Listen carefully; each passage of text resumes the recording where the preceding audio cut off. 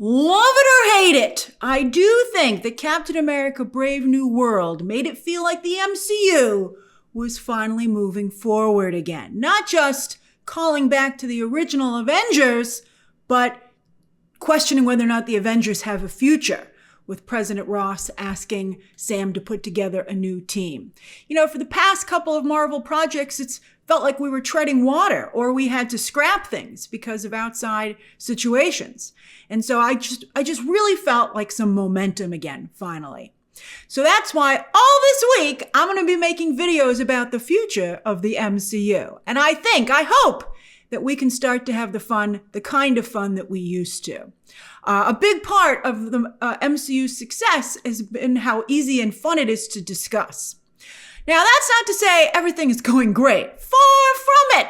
Which is why the first video in this series, today's video, is going to highlight the MCU's current problems. Hoo boy, think of it like an intervention. We want the best for you, MCU. You just gotta change some stuff.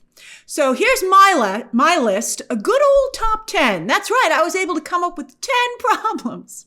And I look forward to hearing your own feedback and if you have any additional problems that you can think of down below. Please be thoughtful and constructive. We're all friends here. As I said, it's an intervention. It's meant to be healthy and positive and constructive.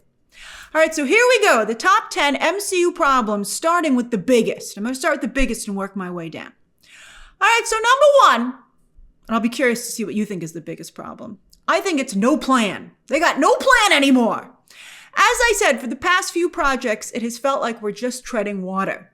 The structure of the first decade of the MCU, the Infinity Saga, was a thing of beauty. Oh, it was gorgeous. And to this day, I think it's not only weird that nobody else copied it. I'm looking at you, DC. It's fine.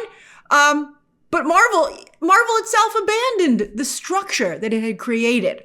You have a team of Avengers, and the main characters on that team get solo movies, not just solo movies, but trilogies. You get a nice trilogy. You know, back in the day, before, to some degree, the MCU, movies were mostly trilogies, and then they took a long break before coming back for another trilogy. You know, Star Wars popularized that. And, that just doesn't generate the kind of revenue that Hollywood's interested in. But anyway, you had a trilogy. Maybe it was a mistake to give Thor 4 movies, although we felt with Taika Waititi, the character was reborn. So his trilogy really started with Ragnarok. And then Taika Waititi both saved and then killed Thor. He's like, he's mine. I'll do with him what I want. And Kevin Feige and even Chris Hemsworth eventually said, no, you won't. All right, so yes, you had an Avengers team, and then you had solo trilogies spinning off of that, right? So you had 3-part smaller stories, and then the spine, which was the Avengers films. And it not only gave creatives a map, but it gave fans something to look forward to. Structure is so important. Everything, even creatively, has structure. There's a 3-act structure for a script or a story, right? I mean, structure is a good thing. Now, did Kevin Feige come up with this structure by accident? Maybe he did. Who cares? Some of the world's greatest inventions were accidents. But again, it's perfect. Now, another thing is the speed of the time. How quickly these things happened in the Infinity Saga. Iron Man's trilogy, just 5 years it took to get those 3 movies. Thor's trilogy, and the character doesn't have to go away. They just stay in the Avengers films or they go into someone else's trilogy, like Tony did. Thor's trilogy took 6 years, his first one. And then also Cap's trilogy, again, just 5 years. Where is Shang-Chi 2? It has been 4 years already. How long is it going to take to get Doctor Strange 3? It's already been 3 years since the last movie. And who's the big bad of the Multiverse Saga, by the way? I mean, the Infinity Saga was about the Infinity Stones and Thanos. It was very clear. And those things were sprinkled throughout all of the Infinity Saga, all the projects. You'd have an Infinity Stone there, Thanos over there, and you just knew that you were building towards something. Now, obviously, there were outside events that made Marvel have to switch from Kang to Doom. But the result is that Doom seems to come out of nowhere. Kang seemed to come out of nowhere as well. Marvel has always had a big villain problem. And oddly, they refuse to fix it. But it's too bad about Kang, by the way, because the character development that was done with him in Loki season 2 was phenomenal. I mean, that was really amazing stuff. Now, imagine if Kang, if they had laid the groundwork for Kang properly, if he had shown up in the background of Multiverse of Madness, if his agents, the Council of Kangs, so different versions of Jonathan Majors, and the TVA, different agents, they even had Owen Wilson from movies in the TVA. If they really were the Infinity Stones and the Thanos of the Multiverse saga, that they were showing up in the background of multiple projects, I think that would have made this feel a lot more cohesive. Every saga at this point should be clearly outlined in advance. Sure, there's a chance that you're like, well, what if fans don't like something? Or they like something more than we anticipated they would? I still think you got to stick to the plan. It doesn't have to be etched in stone. It should be malleable, but it should be a basic roadmap. And if you have that roadmap, the negative stuff is less likely, I think, to happen. All right, so the MCU's second biggest problem? No follow through. I think we can all agree with that. Fans don't care as much anymore because they've been burned and bummed out too many times. Do you like Wanda? Do you think Shang-Chi is cool? Was that post-credit scene exciting? Well, get comfortable because it's going to take a while, if ever. Fans used to get excited about what Kevin Feige announced or teased because it would happen. Now they know better. Variety even just put out an article detailing 14 cameos and storylines that have yet to materialize. 14! And they're all from the Multiverse saga because the Infinity Saga locked that shit down. All right, so on that note, 3 post-credit scenes. Some of you have said they're the scourge of franchise filmmaking. I disagree. Post-credit scenes are not a gimmick. They are, they get fans excited, fans and audiences, casuals, excited about what's next. Fans go, oh my God, and casuals go, oh, what's so exciting? So that's on the front of it, that's the obvious appeal. But on a deeper level, they give fans and audiences a sense that they are experiencing a greater, grander storyline, that there is a plan, that they are right to be invested in this. They're in good hands. Probably the greatest post-credit scene of all time, which in fact cemented them, was in Winter Soldier, the end of Winter Soldier, when we got our first glimpse, just a glimpse, of Wanda and Pietro. And you know what? They showed up the following year. Oh my God, that's crazy. That seems crazy by today's standards. They actually delivered on them just a year later, and everybody knew Age of Ultron was coming. So when you saw that tease, you were like, oh, it's the next Avengers movie. And then the next Avengers movie came. That was a perfect post-credit scene. And, not only it was great because it was a fantastic tease for the upcoming Avengers film and it introduced 2 cool new characters, but also it didn't overshadow the movie itself. That's another problem with post-credit scenes. Marvel has turned them into a last-minute save when the movie or show itself doesn't deliver. That's when the post-credit scene is a distraction. But if your movie or show delivers, it won't be. So a properly constructed movie or series with a properly constructed post-credit scene is a thing of beauty. Again, Marvel invented these things and they themselves are abandoning them. It's crazy to me. Crazy. I'm like, you invented this and you're not even doing it. All right, 4, Disney Plus. Hey, I enjoy Marvel Disney Plus series as much as many of you. I think they're good. We've had a lot of fun. But the streaming service, I think it's become clear, is not being used correctly. When Kevin Feige first introduced the MCU shows, and what a banger lineup that he had out of the gate, characters that fans were already excited about thanks to the movies. They weren't using Disney. That's another interest. I just thought of this, even after doing my notes. When the MCU shows started out, they were adding depth to popular characters from the movies, fleshing those characters out instead of introducing characters that nobody had any relationship to. Maybe that's also part of the problem. But anyway, Kevin Feige insisted you would not have to watch the Disney Plus shows to understand what was going on in the movies. And while that's true, there's a big old asterisk next to it. Because while you don't have to watch the shows to understand what's going on plot-wise, you miss the emotional aspects of those stories and characters, and therefore you don't connect with them as well. If you didn't watch Falcon and the Winter Soldier, you totally missed Sam's journey of becoming Captain America. So the new movie just seems to come out of nowhere, because in the movie, Sam hits or takes flight running.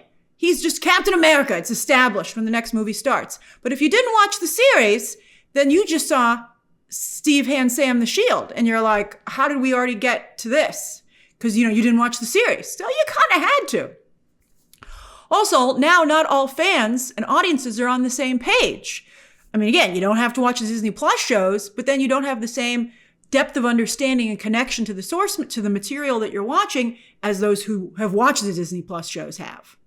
Now, I think, to be fair, many of us might have made the same mistake. I mean, I can understand how this happened. But now that we see the problem with it, it needs to be fixed. Clearly, you cannot go from movies to streaming and back to movies. Wanda did. Wanda, she can do anything. She went from movies to streaming show to Multiverse of Madness, and I think we all know she's why it made almost $1 billion. But then she disappeared, which is, we're going to get to that. I think maybe that's because she was established so well. She was in so many movies before she went to Disney Plus. But I got to tell you, I think he's got to be one or the other. I think Disney Plus storylines should be independent from the movies. And I would have some things that are just existed in the Disney Plus space. Daredevil, I'm sorry to say maybe Wanda's Saga, because she'd just get more attention and more love. Midnight Suns, I know a lot of you are into Midnight Suns. Why not put that on Disney Plus? Young Avengers, I think maybe that should just be on Disney Plus. And then with the movies, you stick that to the Avengers, the Fantastic Four, and the X-Men. And then you don't have to watch either of them, but then you're not, then the movies and the shows are separate. I mean, I just think, and then they wouldn't be so tied to each other. They could both be a little bit more aggressive and tell their full own stories. It's a conundrum. It's a ball of yarn, a knotted ball of yarn. I'm curious, how would you handle the Disney Plus movie divide for the MCU that it's grappling with? All right, number 5, but it's definitely a problem. It's number 4. It's pretty high up. Number 5, leaks. Oh, this is a big problem. Nobody has more leaks than Marvel, and for some reason, fans want to hear about Marvel leaks the most. It's so weird. Like for Game of Thrones, people are like, don't you put a leak out? Like fans don't want to hear it. They're like, la, la, la, la, la, la. But with Marvel, they're like, oh, that was good. You got any more? You got any more leaks? You got any more? Give me more. And you're like, don't you want to just enjoy the movie when you see it? Spoiler culture, of course, has always existed, but it used to exist in the deep corners of the internet. You had to go looking for it. It just pop up in your social media feed against your will. Like some of you apparently knew some of the twists of Endgame.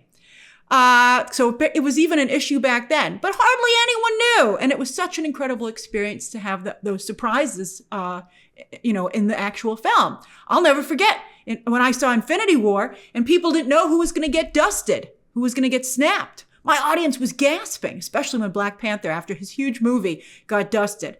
I mean, it was amazing. I can still remember it to this day. Or how about when 5 years later came up on screen and Endgame? My press screening, even with full of critics, gasped. But imagine if that had been leaked in advance. People are like, oh, it's 5 years later. You'd be like, aw. And I think it just takes away from the experience. Not just your own, but that group experience. That's really a cool element of it. Maybe that's hurting theatrical business as well. If you already know everything, you can wait a little bit. Now, the reason spoiler culture became mainstream is that during the pandemic, everybody was bored, but also many employees started working from home. So it was easier for them to leak stuff and not get caught. And fans, also, you remember there was a little movie called Spider-Man No Way Home, which was the beginning of the multiverse Easter egg kind of movies. And people just were going crazy, wanting to find out everything. Spider-Man, for some reason, makes people go a little crazy. But people just wanted to know every single thing they could about Spider-Man No Way Home. And so spoiler culture jumped to the mainstream in a major way. And it was fun. We had our fun. And Spider-Man, no one got hurt. Spider-Man No Way Home made almost $2 billion without China. So I think, spoiler culture, and by the way, Andrew Garfield, God bless him. He really helped out. He refused to break. Everybody's like, Andrew Garfield's in No Way Home, right? And everybody's like, yeah, he is. And Andrew Garfield's like, they're lying. It was great. But the flip side is that there was Multiverse of Madness. In addition to how it handled Wanda, failed to live up to the scoops and therefore expectations that surrounded it.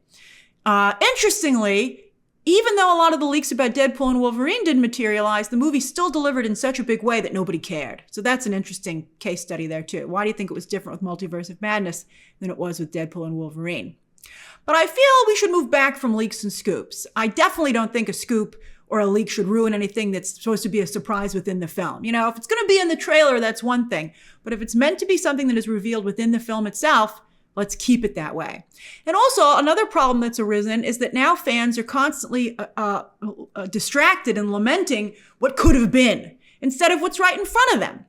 Now, don't worry, it's not totally, we're still only on problem number 5. But then on top of that, also, what's made things even worse is that not just scoopers, but now audiences themselves are illegally filming movies in the theater as soon as they go, sometimes they'll go to, outside North America, depending on where you live in the world, some countries get the movie before you. So right away, opening night, it doesn't even take 24 hours. The post-credit scenes and other key sequences are already available on social media. It's a very big problem. This leads to 6. Inexperienced directors and writers. There'd be less leaks that fail to materialize if the movies didn't have to be rewritten and reshot so many times. Why are these things sliced and diced? Why are they not better constructed? I still feel that Superior Iron Man should have been a surprise in Multiverse of Madness, right? Like, it's just frustrating that these things do not, and often the thing that could have been sounded better. And that wouldn't happen if the better thing got to the theater, right? What's happening? And I think that the culprit is inexperienced directors and writers. So yes, the MCU is a huge factory with a ton of output. We get it. And the budgets are huge, largely because you got to pay actors and the production expenses are insane, including very big VFX budgets. And that's with treating VFX teams like crap. So how much money could possibly be left over? I don't know. Find it. Because I think saving a buck on directors and writers is clearly not the way. Nobody should be learning how to make a big budget movie on a Marvel project. Word in Tinseltown is that Marvel feels it's okay because you handle the quiet scenes and their second unit will handle the action sequences for you. I believe the Black Widow director said that's what she was told. Well, doesn't work because the second unit does not a good job. I mean, for the past couple of MCU movies, the action sequences have been severely lacking. So, now look, someone will say, what about the Russos? What about James Gunn? What about Ryan Coogler or Destin Daniel Cretton or Jack Schaefer? Sure, occasionally Kevin Feige discovers a huge talent that levels up in a major way once given the opportunity. But generously, Feige's like at 50-50 in terms of hits and misses. So that's really bad. And the ones that miss end up taking hugely iconic characters down with them. She-Hulk or the storyline Secret Invasion. Look what inexperienced talent did to something that should have been home runs for Marvel. Very frustrating. I think that if Marvel brought in more experienced writers and directors, they might be doing a little bit better. Like, for instance, Matt Reeves was brought in to do the Batman over at DC, and he was coming off of Planet of the Apes. So he had a lot of experience, and I think that was a safer bet. Interestingly, James Gunn is bringing in more experienced writers and directors over his new DC studios. So we will get to see if it makes a difference. All right, number 7, too big a story. The story has gotten too big, especially with the addition of the characters from Fox. It now takes too long to get back to stories. Like, there are major developments that have happened that have had the wind taken out of them because there are no ramifications. Like the introduction of Shang-Chi's world, Loki's sacrifice. Nobody has reacted to these things. Nobody even seems to know that they happened within the story. And that's not only frustrating to people who didn't love those events, but it makes them not seem as big. Furthermore, it doesn't make sense when there's a major event and only now a few characters show up. People watch the Thunderbolts trailer, which takes place in New York City, and go, where's Spider-Man or Daredevil? I mean, it's a valid question. Comic book fans have we've gotten used to it. We accept it. We're like, that's just the way it is. But not just normies, but even fans who are invested just in the MCU who don't read comics, they can't get past it. It's a big problem. Similarly, number 8, too deep a bench. Disney acquired Fox in 2019, so it took 5 years to get X-Men 97 and Deadpool and Wolverine. Just teases still, while we're getting a Fantastic Four movie first before the X-Men. That's such an odd choice. I was asking about Marvel villains the other day on Twitter, and one of you mentioned that people who read comics in the 1970s particularly liked the Fantastic Four and Doom. Before the X-Men kind of took over as the premier Marvel series in the 80s and 90s. Spider-Man's always been popular. So is it because Feige maybe was, when he read comics growing up, it was in the 70s? Is that why he chose Fantastic Four to go first? Maybe also he already did the X-Men at the beginning of his career, so he wants to try something a little bit different.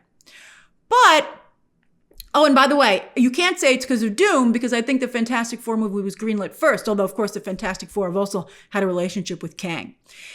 But why does it does seem like less popular characters are getting the call first before more popular characters. And sure, Kevin Feige built the MCU, by turning B-list or even C-list characters into A-list characters, because those are the only ones Marvel hadn't sold off when they were in bankruptcy to other studios. And it was amazing. But, like, come on. Now that you have the popular characters, let's go. Like, why did we get an Echo series instead of Moon Knight season 2? It's weird. I mean, and Moon Knight's a great example of not a top tier character. That was, sometimes it works, but sometimes it doesn't. Like, you have some really obvious clear home runs. Let's go for it. And I think it's very frustrating for fans. Before, Feige did have to work with limited resources, but now he has all the resources. And popular characters are stuck sitting on the bench for way too long. Even worse, sometimes they get introduced and then pulled back out.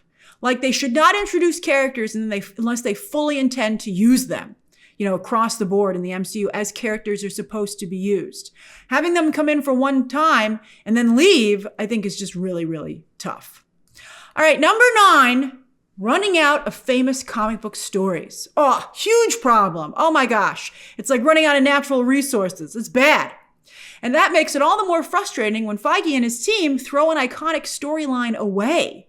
Like, look what happened to Secret Invasion. Disney Plus series? Secret Invasion should have been an entire saga, and it should have come after the Infinity Saga, to be honest with you. That's what should have spun out of Endgame. But because, it even had the cosmic aspect to it. That's why everybody went to see Captain Marvel. They thought that movie was the start of that, and it wasn't. Or how about how the Gore the God Butcher storyline and the Lady Thor storyline, those were crammed together in a single movie, wasting both of them when clearly it should have been 2 separate movies. So Feige is burning through stories way too quickly, and there aren't any new ones coming out. Like, that's crazy. And also, by the way, Feige's so low on stories that he went to do Marvel Now, even though the Marvel Now stories in the comics weren't popular. And what do you know? The movies and TV shows based on them are also not popular. Any character that has not done well with audiences in the movies and TV space really has not done particularly well in the comic book space either. So yeah, aren't new stories being written? You would think so, but here's what happened.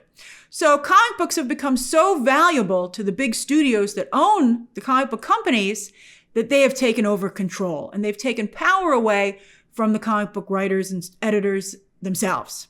So can Marvel tell a bold story still without having to get approval from the powers that be over at Disney Marvel? Probably not. And this isn't just a problem for Marvel, it's a problem for DC. And so comics today read more like promotional pamphlets than they do like stories that exist in their own right. And so there's nothing coming down the pipeline for the movies in the future. And I think that's a real problem, particularly because it's a different skill set to write for comics than it is to write for movies and TV. And I don't know if I totally trust the people on the movie and TV side to take the baton and tell these stories on their own without any guidance from comic book fans. And that's who usually is the writers. That's another interesting difference. The people who write the comics are almost always fans. Occasionally they'll bring in like a celebrity writer, and it never really works out. They're like, wow, you don't read comics. We can tell.